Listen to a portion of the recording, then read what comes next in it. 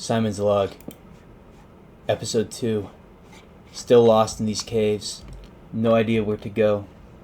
Every time I see a faint light, it turns out to be more lichen. And that almost rhymes, but it doesn't, and that makes me mad. Hey guys, welcome back. My name is Simon. This is Simon's Catechesis. I'm still working on an intro, I suppose. I don't know. It'll come naturally. But today, this is literally the same day, by the way, as last episode. I didn't stop recording. I just said that so that way you guys wouldn't get too bored. And so that way I could probably change the topic so I don't get bored. But, yeah. Oh, yes, sir, we found the way out. All because of my most excellent navigational skills, of course. Home sweet home.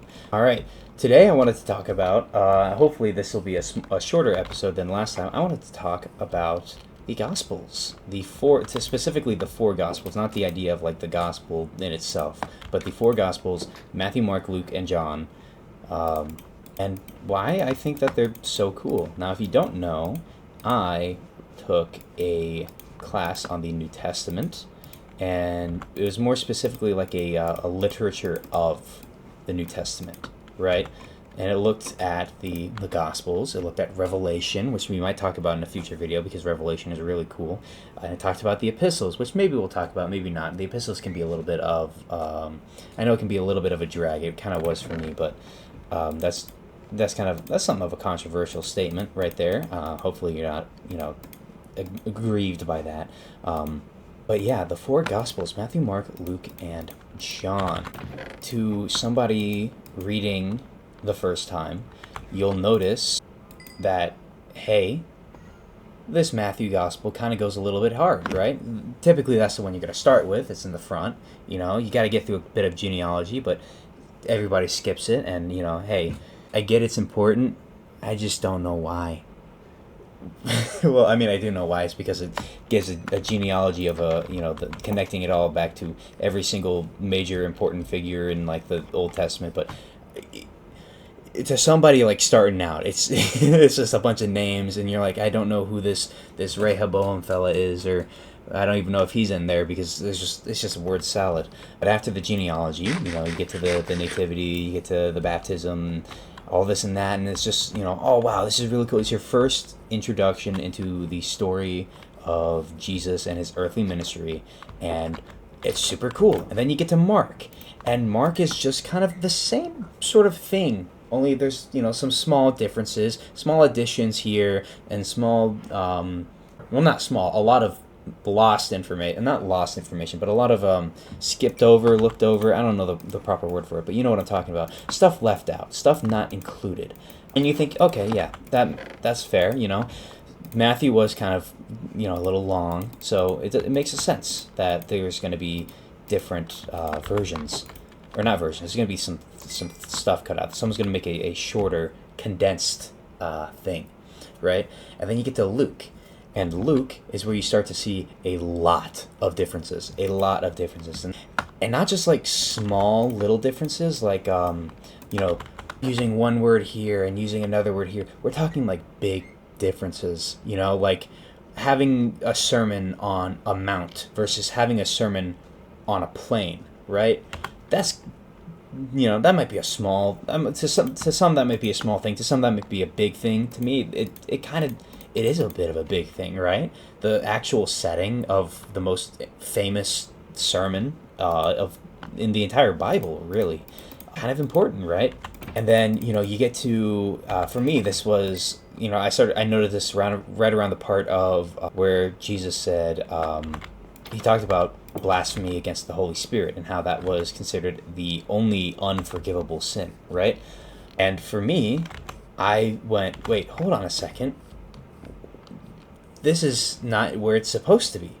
In Matthew, this is right after Jesus, deals with that demon and gets accused of working with Beelzebul. This is right after the Beelzebul speech, right? The kingdom divided cannot stand, right?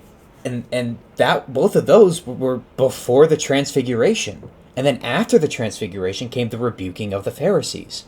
But then now in Luke we have the transfiguration first. That doesn't make sense. Transfiguration is huge, right? And then you have the Beelzebul controversy, and immediately after that you have the rebuking of the Pharisees, and then immediately after that you have the blasphemy against the Holy Spirit. That's a completely different order, and that's a kind of a big difference, right?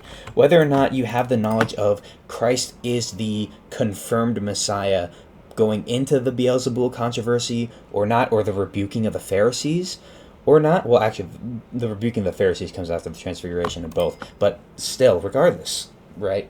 The transfiguration is this big event. You'd think that at least the before and after would be the same, right? But no, it's a little bit different, and for a lot of people, that's a big no-no. That's a big red flag.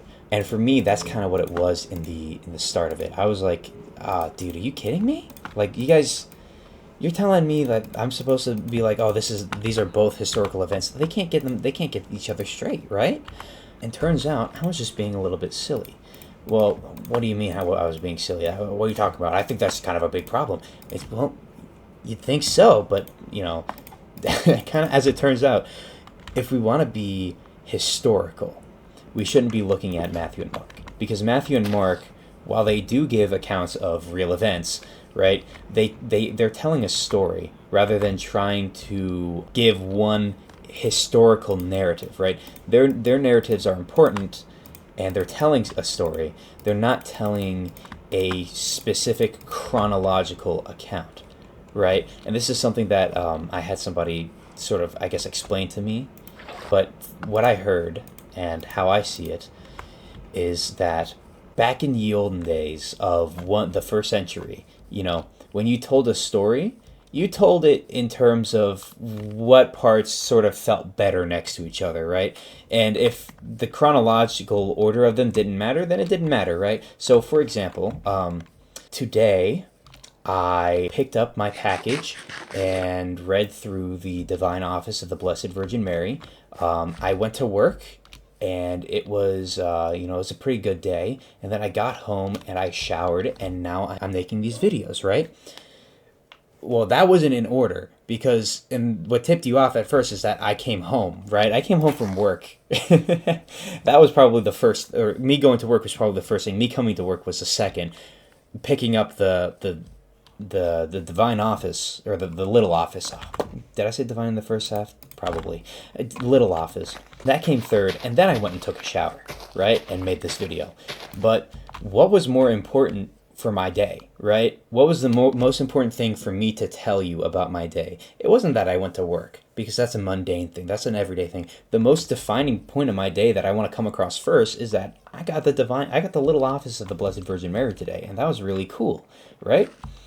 And as long as it was, not sort of breaking a sort of narrative I have in my head of like, oh, I wanted to pick it up before I went and showered, so then it's still the same story, right? Then when I say, oh, I went to work, got home, picked up the little office of the Blessed Virgin Mary, and then I took a shower and made this video, both are completely like historically accurate. It's just one is not as chronologically not consistent, accurate, I suppose, not chronologically literal.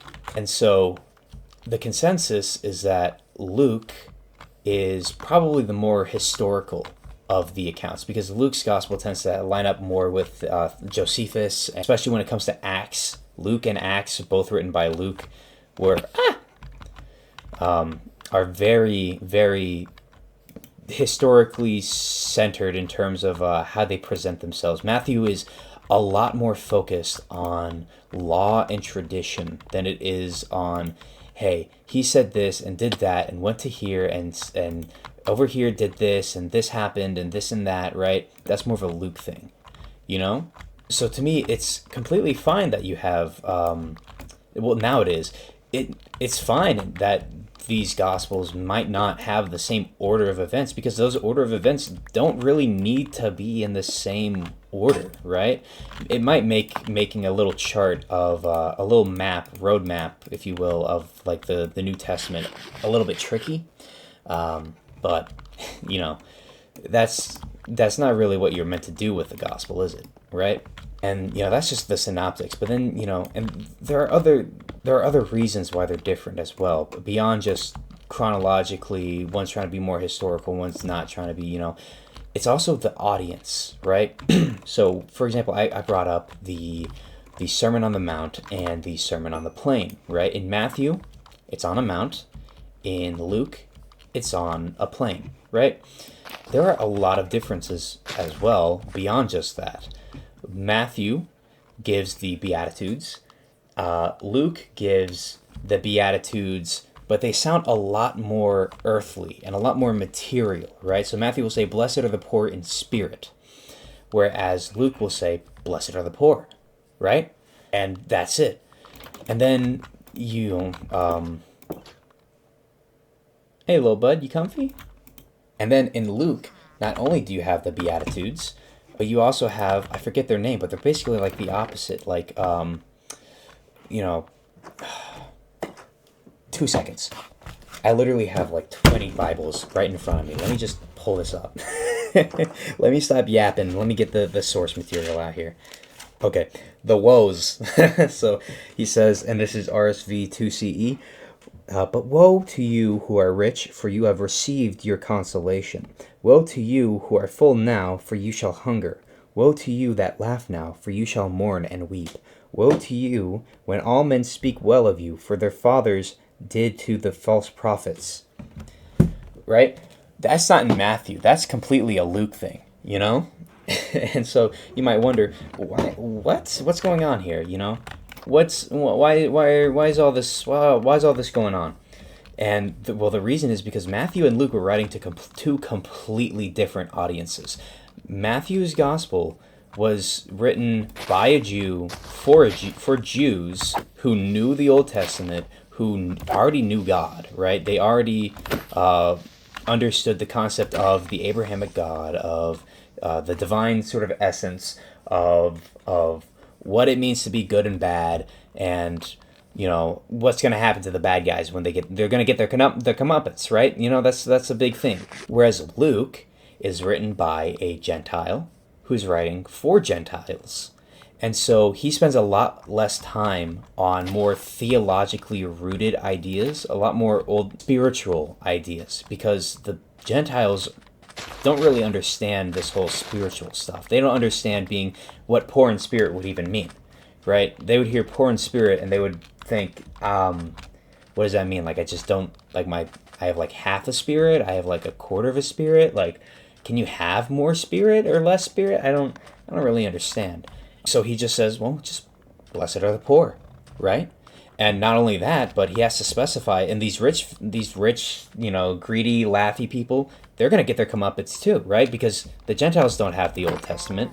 They don't know what happens to wicked kings like Ahab. They'll think, oh, a tyrant? Yeah, those guys just live, for free and do what they want. They have a pretty good life. Well, Luke says, no, they're not going to. Whereas Matthew doesn't bother with that because the Jews know what's going to happen to the rich people, right? They read about King Ahab.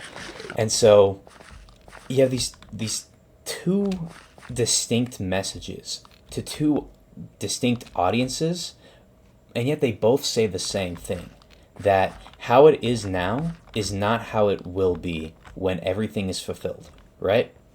That everything which is unjust, everything that doesn't make sense now is going to make sense. It's all going to flip. It's all going to swap, right? The poor will be rich and the rich will be poor. Those who cry now will be comforted, and those who laugh now will mourn and weep, right? It's just that they both take different approaches to get to the same message, and that's really how it sort of is, when it comes to the differences. And and as I said, the location, right? Something that should be really huge, something that you really need to have a good reason for that being different. And lo and behold, they do, right? The Sermon on the Mount in Matthew. Matthew is written for the Jews, of course. What do the Jews think of when they think of mountains, right? They think Mount Sinai. They think Mount Carmel, right? These holy places. Being on a mount, preaching, is what Moses did. It's what Elijah did, right? So, of course, Jesus, being the fulfillment of the prophets, being the fulfillment of the law, is now preaching from atop a mountain. That's also why the transfiguration likewise took place on a mountain in Matthew, right? The mountains are high, they're divine, they're where God spoke to the prophets and where the law was given from. Whereas Luke is a lot more focused on the earth, right? On this world, on how Jesus is impacting this world, right?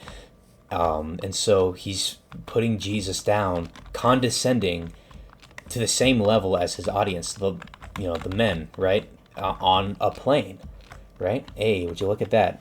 Another village to plunder. So he's putting them on the same level, and it doesn't mean that these are now two completely separate events. It doesn't mean that these are now two completely different accounts and that one of these has to be wrong. It's that both of these happened. Both of these are likely the same event. I'm going to say likely the same event.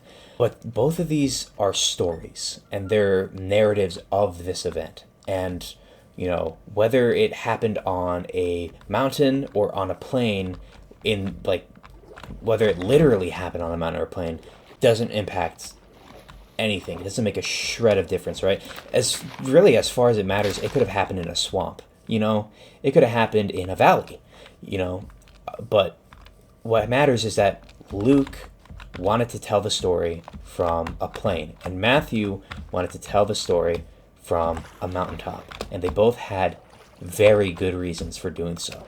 Oh, and remember when I said I wanted this to be a shorter episode? I didn't even get into John yet. Oh man, maybe that'll be another episode. I don't know. We'll just say that this is going to be the Synoptic Gospels. Who knows? Yeah, how about that? Episode 2, got some iron armor, and we're just exploring the world around us, and we talked about the Synoptic Gospels. Fantastic. Next time, we're going to plunder this village. Oh, look at that. There's a guy on the plain. There's a guy on the mount. But is he on a mount or is he on a plane? I really don't understand. But next episode, we're going to, plunder this village. I'm going to talk about the Gospel of John. So I thank you guys for watching. I will see you guys. Where's the sun? Where's the sun? I can't have it. Oh, there it is. I will see you guys next time.